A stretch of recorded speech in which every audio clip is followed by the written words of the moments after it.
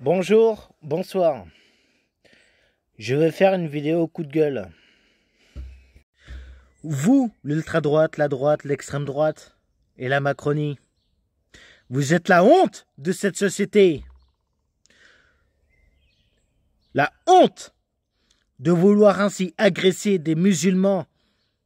La honte de vouloir agresser des gens parce que sous prétexte qu'ils sont musulmans, noirs ou arabes. Je vous rappelle les faits, notamment ce récemment. Ok? Agression qui ne cesse de continuer.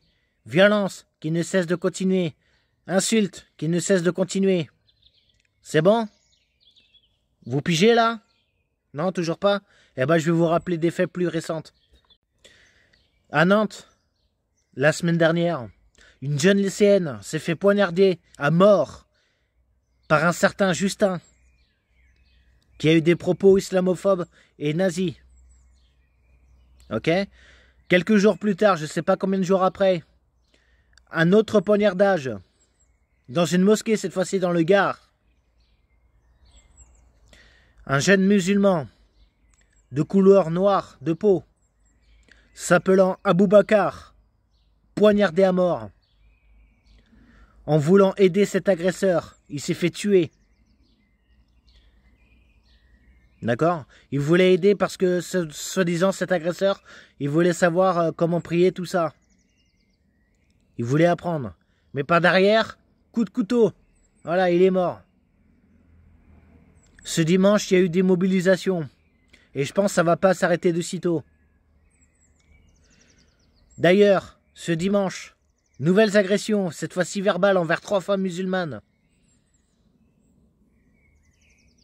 Le dimanche 27 avril, bien entendu. Après, ça va être quoi? Va-t-on encore continuer? Laisser passer tout ça sans rien dire, sans rien faire? Va-t-on encore continuer de se laisser marcher dessus sans rien dire, sans pouvoir agir? Non, moi je ne suis pas d'accord. Je ne suis absolument pas d'accord. Tous ces actes islamophobes dont les médias n'en parlent même pas ou très peu, hein, quand il s'agit de poignarder, je sais pas moi, des Français ou des personnes de confession juive ou catholique, hein, ou quand les églises s'y brûlent. Là, par contre, ça fait tout un cinéma. Hein. Ça fait tout un tatouin, tout un fromage pour une église brûlée. Mais par contre, quand c'est des mosquées qui brûlent, quand c'est des musulmans qui se font tuer, hein, là, il n'y a personne. Hein. Vous êtes une bande d'hypocrites. C'est clair? Vous diffamez et vous discriminez. C'est clair? Avec des accusations calomnieuses et diffamatoires. En traitant ainsi de gauche, en tout cas toute la gauche, de antisémites, de fachos, de racistes, d'anti-France, d'islamo-gauchistes, etc., etc., alors que vous êtes exactement ce que vous traitez et ce que vous osez prétendre de la LFI. Je vais dire un terme, que ça fait très enfantin, d'ailleurs j'en suis désolé, d'avance. Normalement c'est celui qui dit qu'il est. C'est clair? Donc, toute l'extrême droite, la droite, l'ultra-droite et la Macronie qui nous traitent d'antisémites, de racistes, d'islamo-gauchistes, de gauchias, j'ai oublié. Et j'en passe de toute insulte, d'anti-France et j'en sais pas quoi. Vous êtes tout ce que vous insultez envers nous. Vous êtes tout ça à la fois. C'est clair? Je vous rappelle les faits. L'extrême droite, du moins le RN, anciennement FN. Le FN a été créé par des anciens membres du nazi et des vichistes, des membres des SS, des Waffen-SS, hein, et des proches de Pétain aussi. Le logo du FN à l'époque, copié-collé avec les couleurs qui changent seulement sur le parti de droite, d'extrême droite plutôt, italien. Ok? Avec le même logo.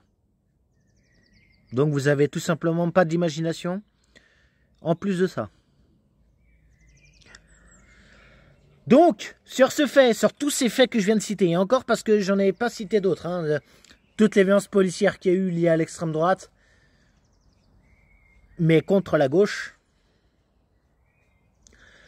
toutes les violences policières, toutes les violences verbales, les insultes, les agressions, parfois mortelles, parfois physiques, parfois verbales. J'en ai pas tout cité, hein, parce qu'il y a aussi Adama Traoré, il y a aussi Zidane Redouane, il y a aussi Jérôme Rodriguez qui a perdu son œil. Hein. Il y a aussi beaucoup de gilets jaunes qui ont perdu beaucoup de membres à cause de l'extrême droite policière. D'accord? Parce que je rappelle, la police font majeure partie de l'extrême droite. Majoritairement partie de l'extrême droite. D'accord? La majorité d'entre eux votent à l'extrême droite. Ok? Donc, sur tous ces faits, que je n'ai même pas osé le dire parce que la liste est longue. Rendez-vous tous et toutes ce jeudi 1er mai. 2025, bien entendu, certes, partout en France. Parfois, il y a des rendez-vous le matin, parfois le midi, parfois l'après-midi. Mais surtout à Paris. Si vous en avez bien sûr les moyens de venir. À Paris, rendez-vous à 14 h, même avant si possible. Pour éviter d'être bloqué par la flicaille, la racaille en col bleu.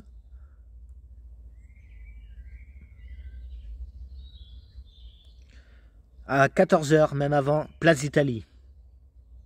Métro 567, arrêt place d'Italie. La manifestation prendra alors la direction de la place de la Nation en passant sur la Seine via un pont. Et là, il va falloir réellement se révolter. Le 10 mai aussi. Pardon si je me gratte le nez. Parce que ça me gratte. Donc je disais le 10 mai. Le samedi 10 mai. Rendez-vous tous en manifestation contre l'extrême droite. Et leur venue à Paris. Donc tous à Paris, le 10 mai. Et pareil pour le 17 mai, le samedi, avec les gilets jaunes. Rendez-vous tous en manifestation avec les gilets jaunes le samedi 17 mai, pardon, 2025 à Paris. Ok? Maintenant que toutes les rendez-vous sont annoncés, maintenant vous savez quoi faire. On va plus se laisser marcher dessus. On va plus se faire insulter. On va plus laisser se faire insulter, ni se faire violenter, ni se faire agresser, verbalement ou physiquement, et parfois mortellement, pardon. On va plus se laisser faire. Ok? Big up à Richie Chibo. D'ailleurs, j'y pense. Total soutien à toi, Richie. Ok? Et vraiment, faut cesser. Cesser de se contenter de se plaindre sur les réseaux sans agir. Cesser de se contenter de râler sur les réseaux sans agir.